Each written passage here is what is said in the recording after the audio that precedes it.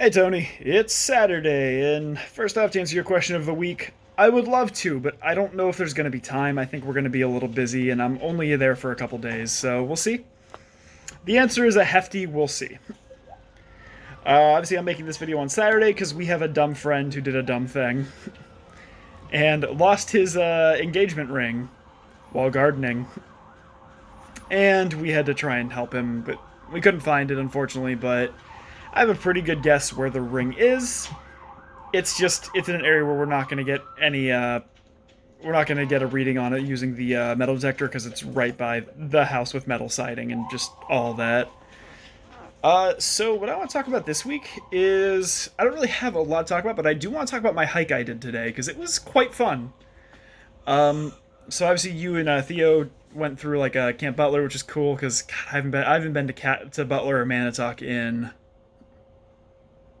well, would it be, about 10 years now. 11, yeah, 10 years now because no, 11 years because I graduated in 2011, but I was 18 at that point, so it would have been 11 years ago, would have been the last time I was there because that's when I was still in Scouts.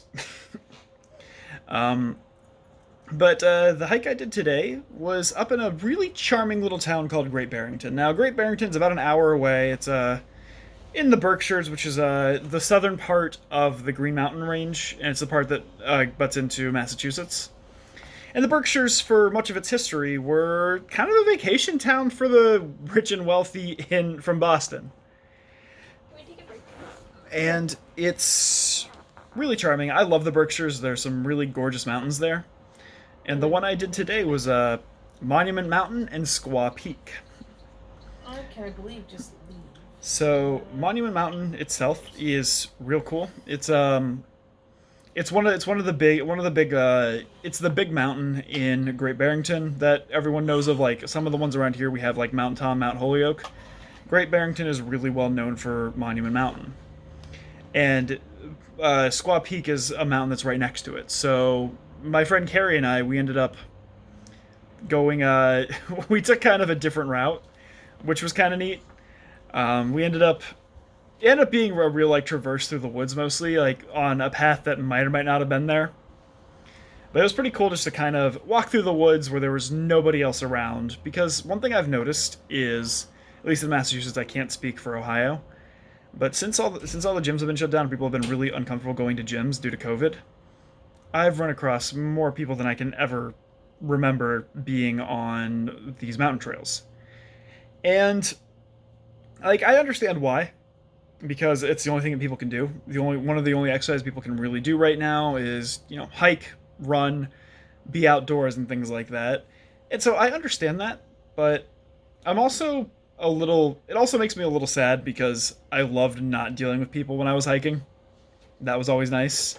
I mean, you come across a few people, but nothing like it is right now. Like even some of the trails that I used to take that are really not busy have been really really busy now. And I mean, like, it's fine. I meet some cool people, but there's just a certain enjoyment of just being you alone in the woods, where you're not dealing with like all sorts of other humans coming here and there. And it's something that's been sorely missing due to COVID. And it was really nice today to not have any. I think I ran across maybe three other people.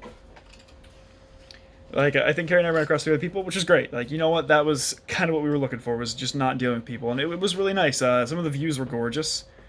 When we got to Squaw Peak, we got a great overlook of a good portion of the Berkshire Range, and it was really really enjoyable. I wasn't packing too much weight today, other than just water weight in my pack, because if it's a trail that I know, I've been pumping up the weighted vest. But if it's a trail I don't know, I haven't really been doing that because I don't necessarily want to if I don't know my way around.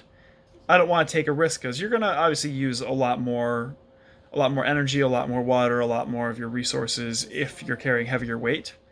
And if it's a trail that I know, that I've done a million and one times, that I know exactly how long it takes, I can appropriately pack there. And Monument Mountain and Squaw Peak were not one of those. I had never taken them before, so I wanted to be safe, and it turned out being the right decision.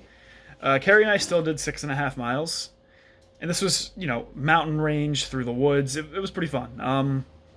But it was one that's been on my list for a long time, and it was absolutely worth it. I definitely recommend it. I don't think it's my favorite trail I've ever done in this area, but it was really fun. It was still really good. But otherwise, it's just kind of going to be we'll see what happens in the future. And I'm looking forward to Mount Washington that's coming closer and closer.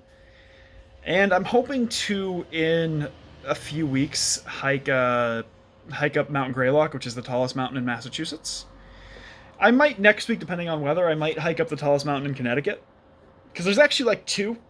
Because one of them, the peak is in Massachusetts, but much of the trail is in Connecticut. And then the other one is just straight in Connecticut. I might try and take both of those, because I think that'd be fun. And it's just, there's a certain enjoyment of being on the tallest point of that state that I'm kind of I'm looking forward to. And when we do Mount Washington, because that's the tallest point in the Northeast, that'll be really cool. I think we'll really feel on top of the world there. So Tony, my question for you is, what is the tallest point in Ohio? Because I actually don't know. Tony, I'll see you on Monday. Later, bro.